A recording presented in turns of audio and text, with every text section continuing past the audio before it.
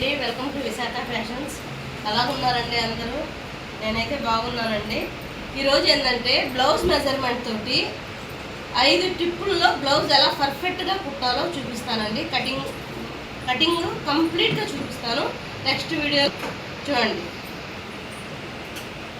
మన హ్యాండ్స్ ఎంత ఉందో దాని మెజర్మెంట్ కాడి నుంచి 1/2 ఇంచ్ పైకి, హ్యాండ్ కిందకి 1/2 ఇంచ్ వదులుకొని మనం మెజర్మెంట్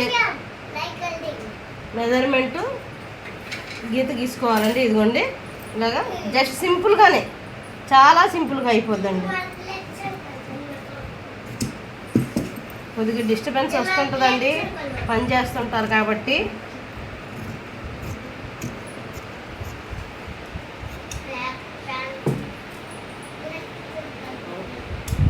అలా వేసుకుంటే చాలండి, మనకు ఐడియా అంచనా వచ్చేసింది. కొద్దిగా మనం ఇలాగా చంక లోతు తీసుకుంటే కరెక్ట్గా పర్ఫెక్ట్గా హ్యాండ్ వచ్చేసిద్దండి మనకి.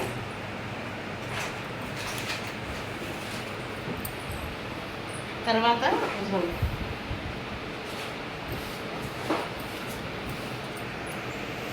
మన వైపు పెట్టుకొని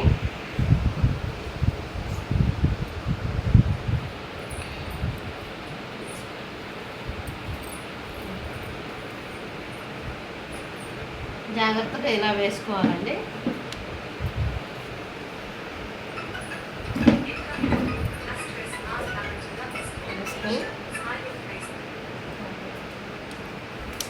ఇలా పరుచుకోవాలండి జాకెట్ని. మనకి ఎడ్జులు కట్ చేసేసుకోవాలా.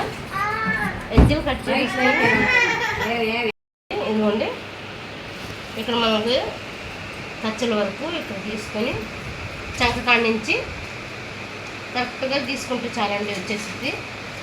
నెక్ అండి, ఇది నెక్కకి ఒక్క రవ్వ, ఒక పాయింట్, పాదం వరుస అంటాం కదా, అటు ఇటు ఎక్స్ట్రా పెట్టుకుంటే మనం కుట్టానికి సరిపోద్ది. నెక్ కాడి నుంచి ఇది వేసుకున్నాము.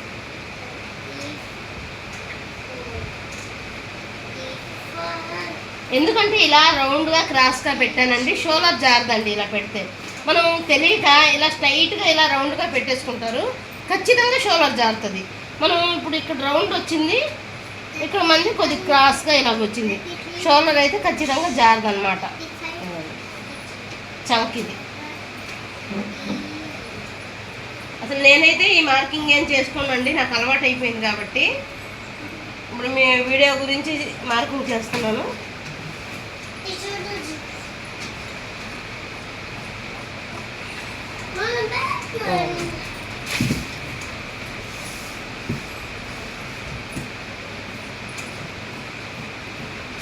అసలు ఎక్కడ చంక దగ్గర వెనకాతల గోళ్ళు ఏమి రావండి. ఇలా కానీ మనం పర్ఫెక్ట్గా కానీ కటింగ్ వేసుకుంటే ఒక ఫ్రంట్ నెక్కి ఇలా పెట్టుకోవడం.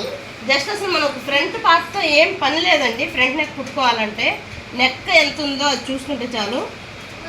ఇది ఎంత ఉందో అంత మనం ఫ్రంట్ ప్యాడ్ పెడితే ఫ్రంట్ అంతా ముందుకు జారిపోద్ది. అలా కాకుండా 1 ఇంచ్ పైకి మనం బ్యాక్ని మడిచేయాలి. మడిచేసి ఇలా తీసుకోవాలి. మనకి ఫ్రంట్ నెక్ 7.5 ఉంది.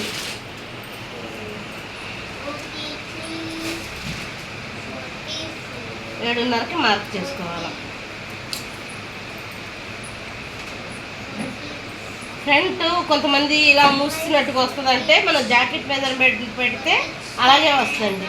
మనం బ్యాక్ ఎలా పెట్టుకుంటామో ఫ్రంట్ని కూడా అలాగే గీసుకోవాలి. అప్పుడు మనకి ఫ్రంట్లో మూసినట్టుగా రాదు. కింద నుంచి ఒక 2.5 ఇంచ్ వదిలేసుకోవాలండి.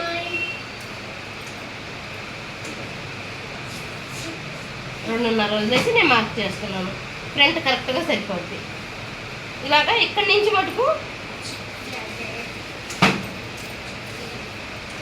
12 ఇంచులు ఖచ్చితంగా షేప్ పెట్టుకోవాలండి. మనం 12 ఇంచులు పెడితేనే షేప్ బాగా వస్తుంది, ఈ రౌండ్ తిరిగిద్ది.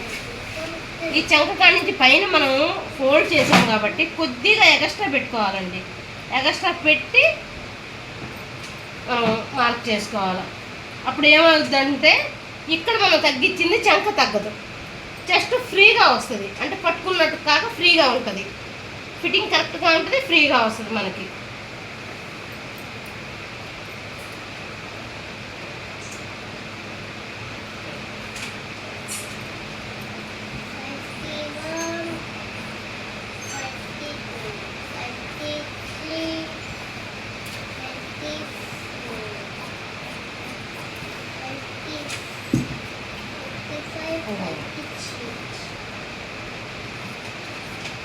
మనం ఏం చేసినా షోలర్ అస్సలు జారకూడదండి. బ్లౌజ్కి పర్ఫెక్ట్గా రావాలంటే షోలర్ జారలేనప్పుడు పర్ఫెక్ట్గా బ్లౌజ్ వస్తుంది మనకి. షేపులు కూడా కరెక్ట్గా నిలబడాలి, అప్పుడే చీరకు కానీ జాకెట్కి కానీ అందం ఉండేది. ఇదిగోండి, ఈ చంక కూడా ఇలా స్ట్రైట్గా తీసేయకూడదండి, ఇలా రౌండ్గా తిప్పుకోవాలి. మనం చంకని రౌండ్గా తిప్పుకోవాలి. తిప్పుకొని ఇక్కడ మార్క్ చేసుకున్నారనుకోండి, ఇది మనకి ఏంటంటే ఇక్కడ దాకా స్టిచ్ వేస్తే అది కరెక్ట్గా నిలబడిపోద్ది. ఇలాగుంది కదా, కొద్దిగా ముందుకు పెట్టుకొని షోల్డర్ కాడి నుంచి స్ట్రైట్గా తీసుకొని షేప్ గురించి మనం ఇలా డాట్స్ వేసుకోవాలండి. డాట్స్ వేసుకుంటే కరెక్ట్ షేప్లు కూడా నిలబడిపోతాయి మనకి.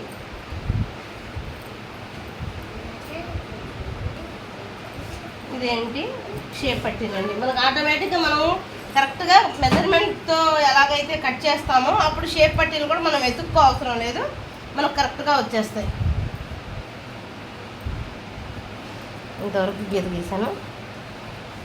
దీనికి పాదం వరుస పైకి పెట్టాను. దీనికి మనం కుట్టిన దానికి పాదం వరుస పైకి పెట్టుకుంటే చాలు.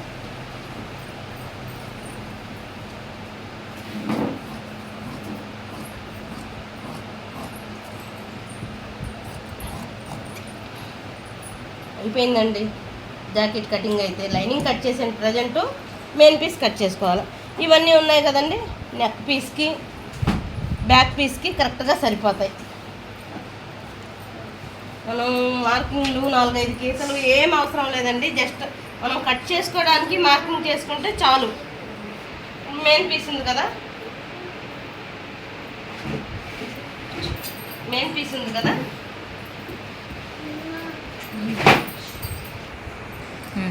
మెయిన్ పీసు అందరూ ఎక్కువ పెట్టుకుంటారండి, అస్సలు అవసరం లేదు.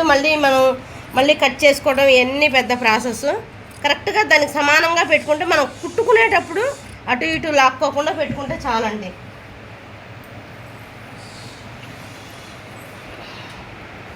మనకు బ్లౌజ్ అన్నది పర్ఫెక్ట్గా వచ్చేసిద్ది. బ్యాక్ కూడా ఇలా వేసుకొని సమానంగానే కట్ చేసుకోవాలండి, ఎక్కువ అయితే అవసరం లేదు. నేనైతే ఎక్కువ అస్సలు పెట్టుకోను, టైలర్లకు కూడా నా కటింగ్ బాగా అలవాటు అయిపోయింది కాబట్టి ఎక్కువ అడగరు. మనం సమానంగా పెట్టుకొని అటు ఇటు క్లాత్ పోకుండా కట్ చేసుకుంటే చాలు.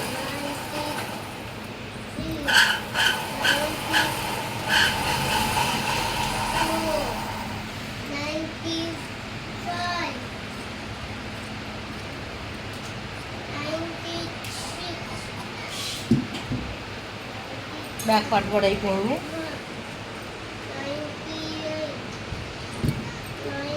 మనం లైనింగ్కి ఎలా క్రాస్ పెట్టుకుంటామో మెయిన్ పీస్కి కూడా చాలామంది ఎక్కడైతే క్లాత్ అడ్జస్ట్ అయిపోతే ఇలాగో పెట్టుకుంటారండి. అలా అస్సలు పెట్టకూడదు. మనం లైనింగ్ ఎలాగైతే తీసుకుంటామో మెయిన్ పీస్కి కూడా అదే క్రాస్లో తీసుకోవాలి. అప్పుడు మనకి ఇక్కడ ముడతలు రాకుండా కరెక్ట్గా అడ్జస్ట్ అయిపోద్ది, క్లాత్ కూర్చుంటుంది అనమాట. మనం ఆ పక్క ఈ పక్క క్లాత్ అడ్జస్ట్ చేసుకోవాలని చెప్పి మనం వేసుకున్నామంటే షేప్ అయితే పాడైపోద్ది ఖచ్చితంగా.